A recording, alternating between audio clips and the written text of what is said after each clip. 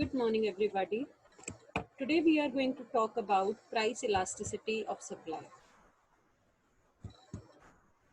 As we had discussed in price elasticity of demand also, that law of demand tells you the direction. Direction means कि law of demand आपको ये बता देता है कि price बढ़ता है तो क्वांटिटी डिमांडेड कम होती है, यानी डायरेक्शन रिवर्स है. सिमिलरली लॉ ऑफ सप्लाई आपको ये बता देता है कि डायरेक्शन पॉजिटिव है. पॉजिटिव मीन्स कि जब आपकी डिमांड, जब आपका प्राइस बढ़ता है तो आपकी सप्लाई इंक्रीज हो जाती है, राइट. लेकिन ये नहीं बताता कितनी.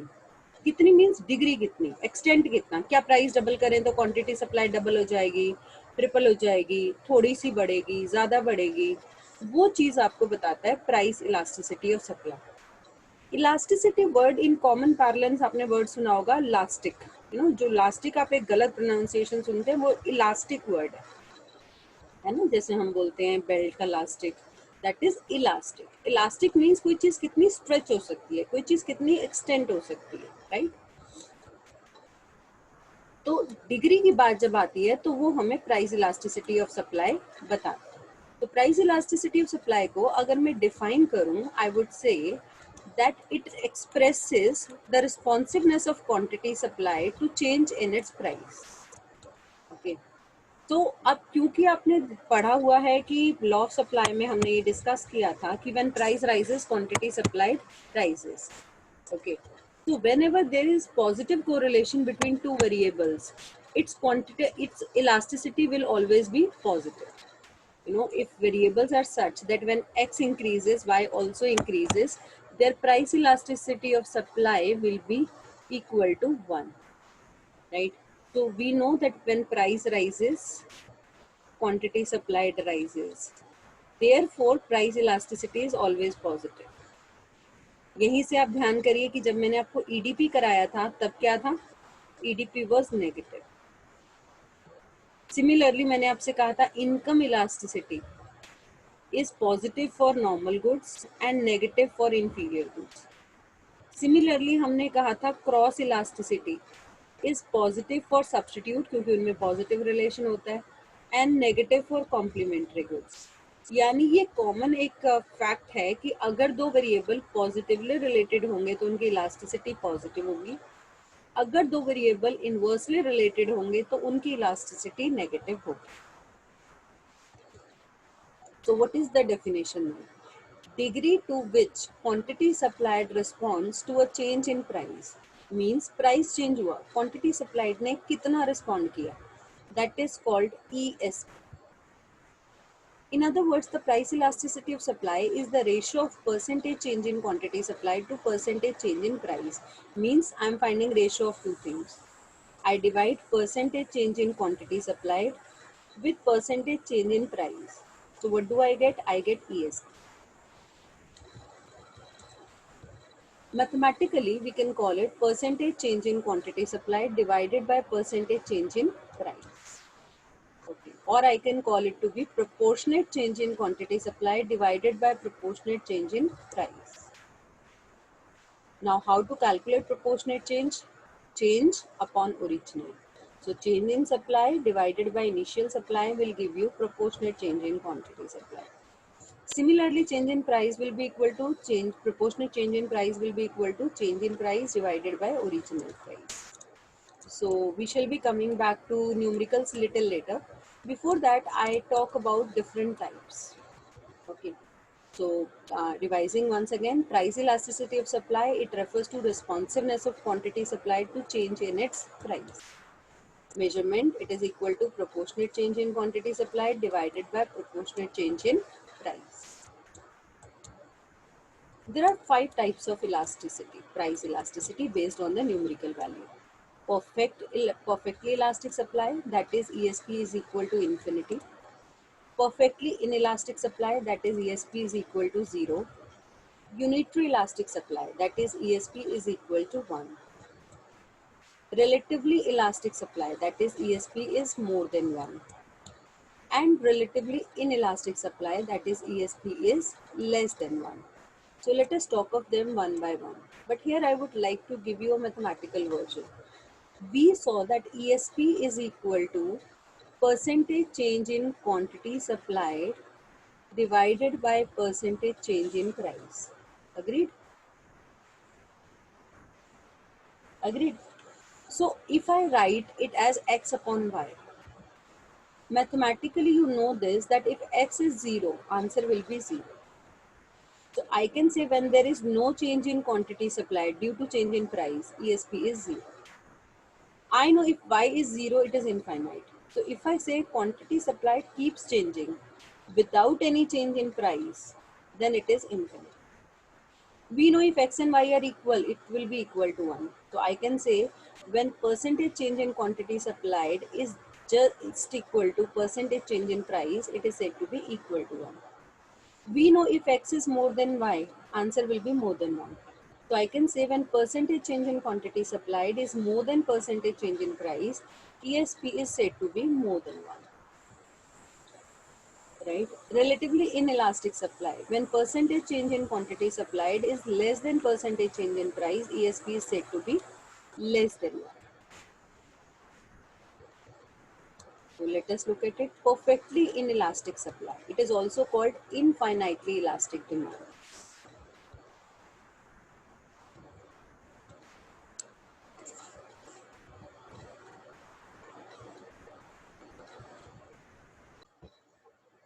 Yes, class. We were talking about perfectly elastic supply. So perfectly elastic supply is also called infinitely elastic supply. Okay, it is mistyped here. It's not demand, it is supply.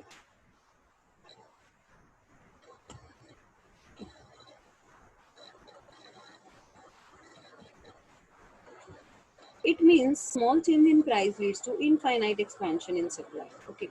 So even if price remains same, the quantity supplied increases. So in such a case, what is happening? Price is same and still my quantity supplied is rising. So my supply curve is parallel to quantity axis. So it is a horizontal line. Similarly, EDP was also like this. If you remember, ESP is also like this. So when supply or demand curve, they are parallel to quantity axis, their elasticities are infinite. Now second situation, perfectly inelastic. Now imagine some natural good. आप किसी natural good की बात करिए जैसे land की. अगर आप पूरे वर्ल्ड लेवल पे लैंड की बात कर रहे हैं तो आप जितना मर्जी प्राइस पे करने को तैयार हो जाइए, आप उसकी सप्लाई नहीं बढ़ा सकते. तो प्राइस कितना भी हो, सप्लाई उतने की उतनी ही रहेगी. तो प्राइस बढ़ रहा है लेकिन क्वांटिटी सप्लाइड को कोई फर्क नहीं पड़ रहा. तो in this case it is parallel to Y axis. This is called perfectly inelastic supply. तो this is the schedule. Price बढ़ रहा है, क्वांटिटी वहीं की वहीं. This is the diagram. Price rise हो रहा है, क्वांटिटी वहीं की वहीं. And we are elaborate. Then comes unitary elastic supply. तो अगर आप सोचिए कि आपका प्राइस बढ़ा 1%, क्वांटिटी सप्लाइड भी बढ़ गई 1%, तो हम कहेंगे unitary elastic supply. That means जितना परसेंटेज चेंज प्राइस में हुआ है उतना ही परसेंटेज चेंज क्वांटिटी सप्लाइड में हुआ. तो दोनों जब सेम रेशो में चेंज हो, then we call it unitary elastic supply. Okay. तो इसमें अभी आगे मैं आपको ज्योमेट्रिक मेथड कराऊंगी. जब आपको ये कर्व बनाना हो तो ऐसा बनाइए कि ये एक्सटेंड होने पे ओरिजिन को टच करता हो. मीन्स ओरिजिन को टच करता हुआ ना भी बनाएं तो ऐसा हो कि जब बढ़ाया जाए तो टच ओरिजिन को ही करे. Say for example like this. You start like this, don't draw this and draw further. That means if somebody will extend my curve, it will touch the origin. It is such. It will touch the origin. So when on being extended, supply curve origin को touch करता है, at that point of time ESP is equal to 1. तो यहाँ पर आपको schedule बड़ा calculative होकर बनाना पड़ेगा. आप देखिए मैंने प्राइस को इंक्रीज किया 20%, तो मैंने क्वांटिटी सप्लाइड भी इंक्रीज की 20%, फिर आगे इंक्रीज किया 30%, क्वांटिटी सप्लाइड भी इंक्रीज की 30%. रिलेटिवली इलास्टिक सप्लाई यानी प्राइस जरा सा बदला और क्वांटिटी सप्लाइड बहुत ज़्यादा बदल गई. 1% प्राइस चेंज हुआ और क्वांटिटी सप्लाइड 5% बढ़ गई, 4% बढ़ गई, तो इसे बोलते हैं रिलेटिवली इलास्टिक सप्लाई. ठीक है. तो इसमें आप जब ये बनाएंगे शेड्यूल तो क्या ध्यान रखेंगे, प्राइस को आपने ज़रा सा बढ़ाया, जैसे आपने ये देखो 50% बढ़ाया और क्वांटिटी आपकी ऑलमोस्ट 150 इंक्रीज हो गई. That means 75% almost. Right. Similarly यहाँ पर वंस अगेन ये जो है बाय 5 बढ़ा और ये 200 बढ़ गया। तो इस हिसाब से कैलकुलेट करके आप शेड्यूल बनाइएगा। कर्व जब आप बनाएंगे तो ऐसा बनाइएगा कि on extending it should touch Y axis. आप ग्रेजुएशन में इसके मैथमेटिकल प्रूफ्स करेंगे कि जब भी सप्लाई कर्व एक्सटेंड होने पे ओरिजिन पे टच होता है ESP is equal to 1, X axis पे टच होता है तो लेस देन 1, वाई एक्सिस पे टच होता है तो मोर देन 1।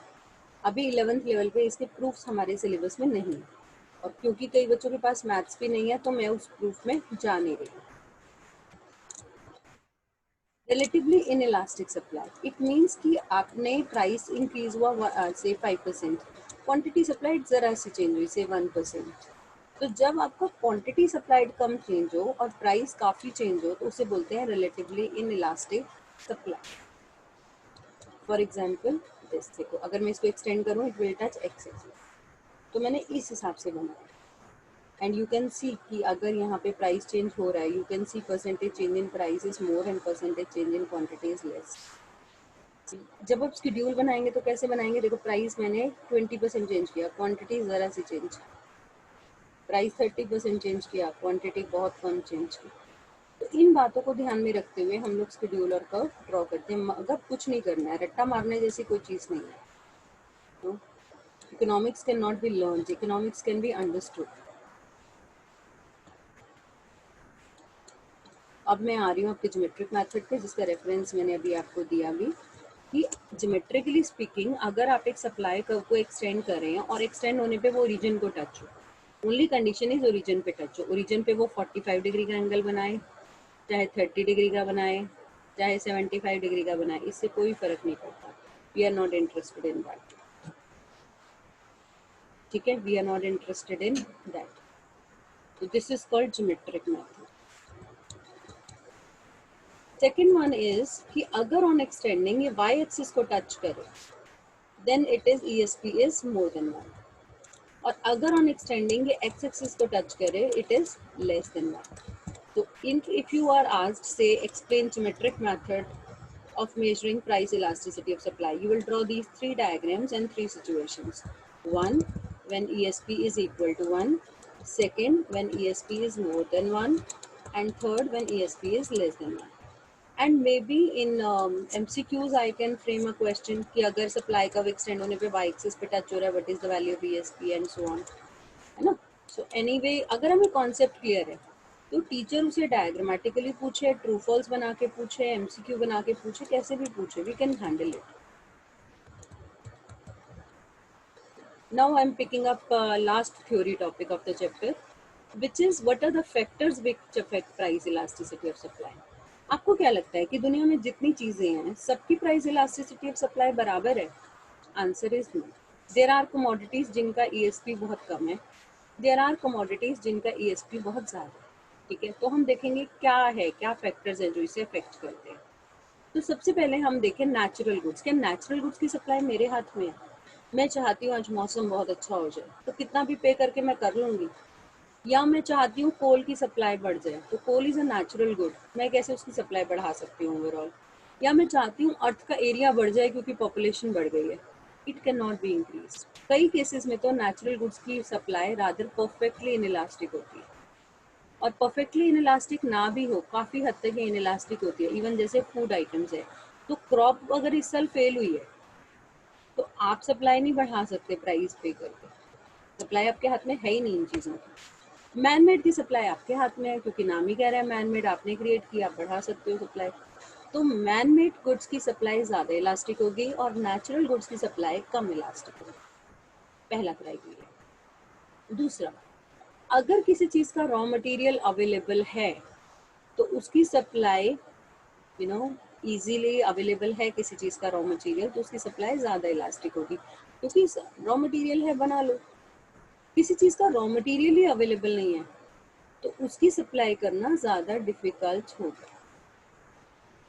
ठीक, फॉर एग्जाम्पल हम कोई ऐसी कमोडिटी बना रहे हैं जो रेयर, उसमें कोई औषधि डलती है, या उसमें कोई रेयर कोई प्लांट के सीड्स डलते हैं, या कि उसका रॉ मटेरियल इजीली अवेलेबल ही नहीं है, तो उसकी प्राइस सप्लाई बढ़ाना हमारे लिए बहुत बहुत मुश्किल हो जाता है। टेक्नोलॉजी, अब देखो मान लो ई रिक्शा की डिमांड बढ़ गई तो ई रिक्शा की सप्लाई बढ़ाना आसान है क्योंकि टेक्नोलॉजी बहुत सिंपल है। लेकिन मेट्रो की डिमांड भी बढ़ जाए तो मेट्रो की सप्लाई बढ़ाना उतना आसान नहीं है क्योंकि टेक्नोलॉजी कॉम्प्लेक्स है। तो सिंपल टेक्नोलॉजी वाली चीज़ों की इलास्टिसिटी ज़्यादा होगी और कॉम्प्लेक्स टेक्नोलॉजी वाली चीज़ों की इलास्टिसिटी कम होगी। इनिशियल इन्वेस्टमेंट, ये यहाँ पे भी एग्जाम्पल फिट हो सकता है कि जहाँ इन्वेस्टमेंट कम हो, ई रिक्शा में 1 लाख रुपए का इन्वेस्टमेंट है तो मेरे लिए सप्लाई बढ़ाना आसान है। लेकिन मेट्रो में एक प्रोजेक्ट में 60,000 करोड़ का बजट हो जाता है तो ऐसे में मेरे लिए इलाज सप्लाई बढ़ाना कंपैरेटिवली मुश्किल हो जाता है। अग्रीड और नॉट? ठीक है, तो चीज़ों को लॉजिकली जब आप समझोगे तो चीज़ें आपको ज़्यादा क्लियर होंगी। ओके, तो टेक्नोलॉजी अगर सिंपल, जैसे मम्मा के लिए तुम्हारे लिए दाल चावल बनाना आसान है क्योंकि बनाने की टेक्नोलॉजी सिंपल है। लेकिन मम्मा को तुम कहोगे कि रोज, मम्मा को ही क्यों, पापा को भी कह सकते हो ना, जेंडर इनइक्वालिटी क्यों रखते हैं हम कि कुकिंग में मम्मा ही आएंगी, है ना। तो पापा को आप कह रहे हो कि आज मुझे गाजर का हलवा खाना है तो पापा कह रहे हैं भाई देख सैंडविच बना दूंगा नाश्ते में, because it is a simple technology.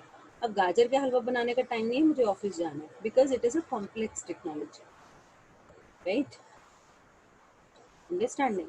So same is true at industrial level, at macro level. Okay. जहाँ इन्वेस्टमेंट कम है, more producers can afford to enter, क्योंकि इन्वेस्टमेंट कम है तो स्मॉल स्केल प्रोड्यूसर भी एंटर कर जाएंगे। लेकिन जहाँ पे इन्वेस्टमेंट ह्यूज है वहाँ पर सिर्फ फ्यू प्रोड्यूसर्स कैन एंटर, तो फिर फ्यू प्रोड्यूसर्स एंटर करेंगे तो सप्लाई उतनी इलास्टिक नहीं होगी। अग्रीड? चलिए अब हम लोग स्टार्ट करेंगे प्रैक्टिकल पोर्शन। सबसे ज़्यादा जो क्वेश्चन आते हैं इसमें थ्योरी में कम आते हैं, प्रैक्टिकल में ज़्यादा आते हैं। ये चैप्टर ज़्यादा प्रैक्टिकल बेस्ड है। तो न्यूमेरिकल्स अब हम लोग इसके स्टार्ट करेंगे। तो अगर आप लोग बिना नोटबुक और पेन के बैठे हैं तो पहले अपनी स्टेशनरी अरेंज कीजिए, अपना नोटबुक पेन अरेंज कीजिए और वीडियो को ऐसे देखिए जैसे कि आप लाइव क्लास कर रहे हैं मेरे साथ। अगर आप साथ साथ खुद सम नहीं करेंगे तो आपको वीडियो देखने का कोई फ़ायदा नहीं। आपके लिए ये वीडियो एक सत्यनारायण की कथा होगी कि हाँ, कम आगे से एक वॉइस आएगी कि आज के लिए इतना ही, and see you in next video. आपको ये वीडियो देखने का कोई फ़ायदा नहीं है, तो प्लीज़ अपनी स्टेशनरी अरेंज कीजिए, ठीक है? फिर हम लोग स्टार्ट करते हैं।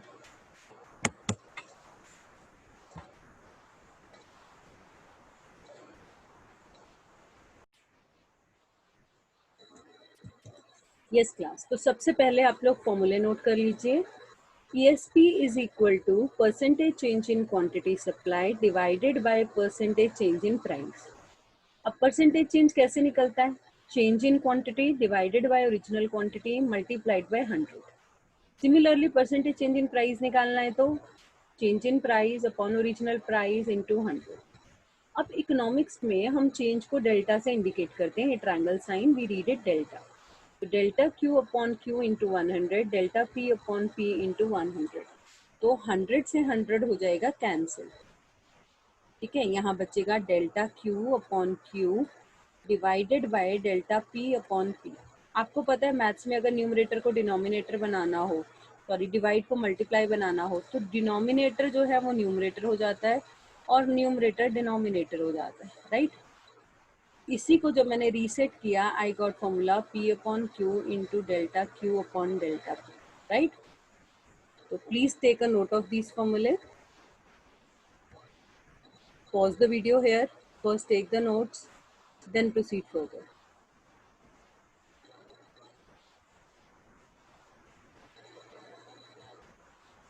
Now let us do first question. हमारे फर्स्ट क्वेश्चन में है कि प्राइस एक कमोडिटी का 4 से 5 हो गया तो टोटल रिवेन्यू 600 से 700 हो गया। अब देखो यहाँ पे समझो टोटल रिवेन्यू कैसे आता है। टोटल रिवेन्यू मीन्स आपके पास टोटल इनकम इतनी आई है इस चीज़ को सेल आउट करके, ठीक है। तो अगर आपके पास प्राइस 4 से 5 हुआ, ये 600 से 750 आया, तो यानी अपने क्वांटिटी कितनी सेल की होगी। 600 को 4 से डिवाइड करो, 750 को 5 से डिवाइड करो, quantity is same. You will say ESP is 0 because quantity supplied is same at both price levels.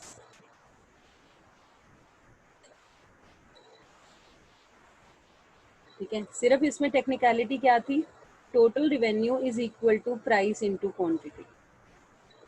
तो क्वांटिटी मैंने कैसे निकाली, I divided T R by price. तो to calculate quantity I divided T R by price. Okay, so sometimes they give you question in this way. Take a note of it.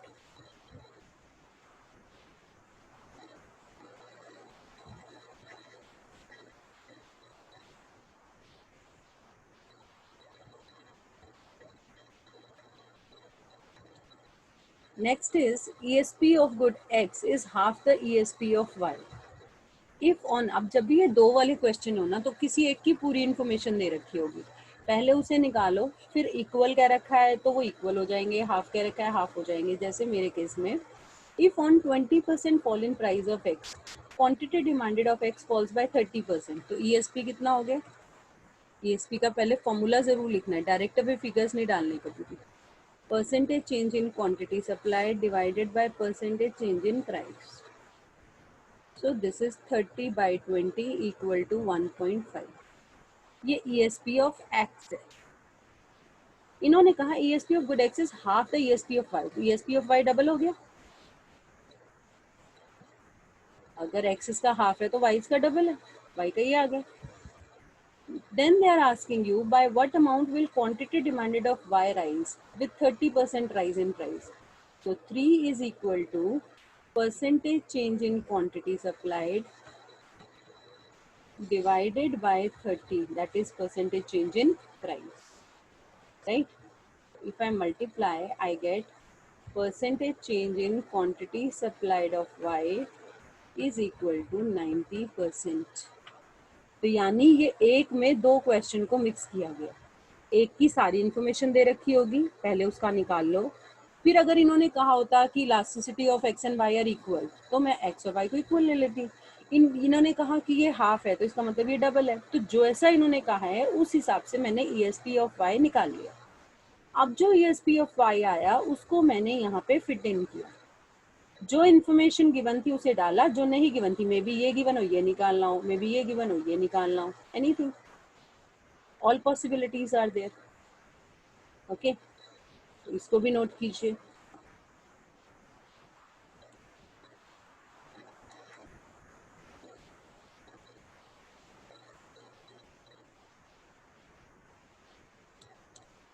Next is at a price of ₹5 per unit total revenue is 800। देखो फिर TR वाला question आ गया। तो जब आपका price 5 है तो आपका टीआर है 800। व्हेन प्राइस राइजेस बाय 20%, अब 20% 5 का कितना होता है, कैलकुलेट करो। 5 का 20% होता है 1, तो यानी न्यू प्राइस हो गया 6। So how did I calculate new price, 5 plus 20% of 5, right? So 5 plus 20 by 100 into 5, 20 ones are 25 are 5 5s are, तो 5 plus 1 equal to 6। ऐसे मेरा ये न्यू प्राइस आया। इस पे मेरा टोटल रिवेन्यू इंक्रीजेस बाय मतलब 400 और बढ़ गया, बाय है या 2 है इस पे ध्यान देना। तो न्यू हो गया 1200। तो अगर टी आर गिवन है मैं क्वांटिटी निकाल सकती हूँ। मैंने क्या बताया था आपको, T R is price into quantity. तो quantity is T R by price. 800 को 5 से किया, 5 1s are 5, 160 एंड 200। अब ये मेरा simple formula,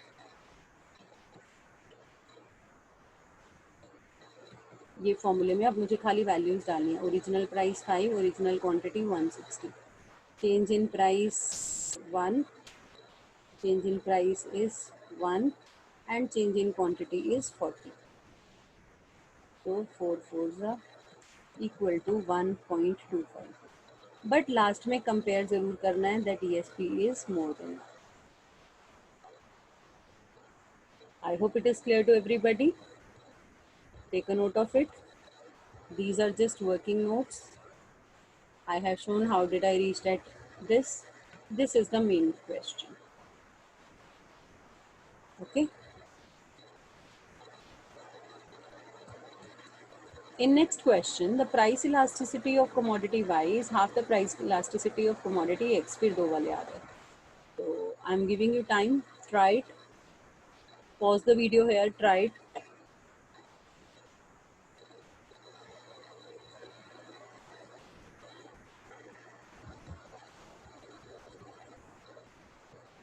Unpause after 5 minutes because I don't want to, increase the length of my video to wait. So I'm not waiting for you, but you pause the video here for 5 minutes, then unpause and then tell me. 16% rise in price results in 40% rise in supply. So ESP of X is equal to percentage change in quantity supplied divided by percentage change in price. So they are saying 16% rise leads to 40%. So comes out to be 2.5. Now Y, ESP of Y is half. So it is equal to 1.25.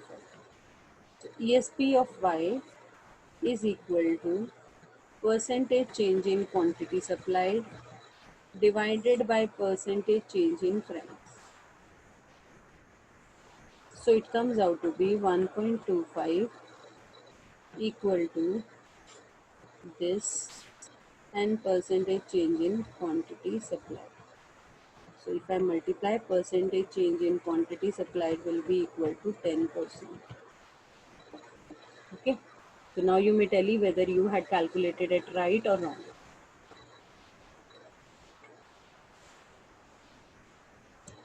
Next is X and Y have equal elasticities. Now see, one thing is given to you in absolute number, another thing is given in percentage. तो आप इसको भी पहले percentage में convert करिए.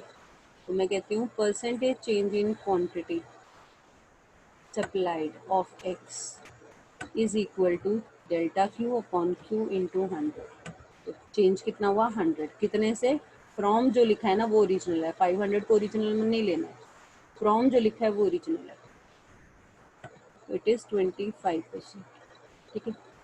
तो ESP कितना हो गया of X? 25 upon 20 equal to 1.25. Okay. Then they say calculate percentage fall in supply of Y when its price falls by 8%. ESP of Y is also equal to 1.25. So 1.25 is equal to percentage change in quantity supplied divided by 8. So it will be percentage fall in quantity of Y will be equal to 10%. क्या किया मैंने 8 को cross multiply.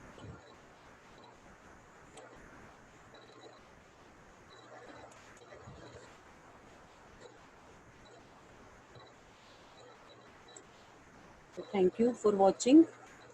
You can pause at any slide and you can try the questions.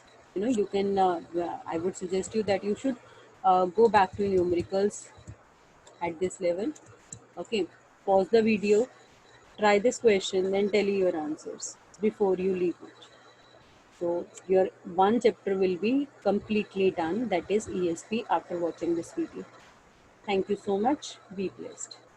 Don't forget to subscribe the channel, not because I will get any income from subscription, but because you will keep getting information on the latest videos.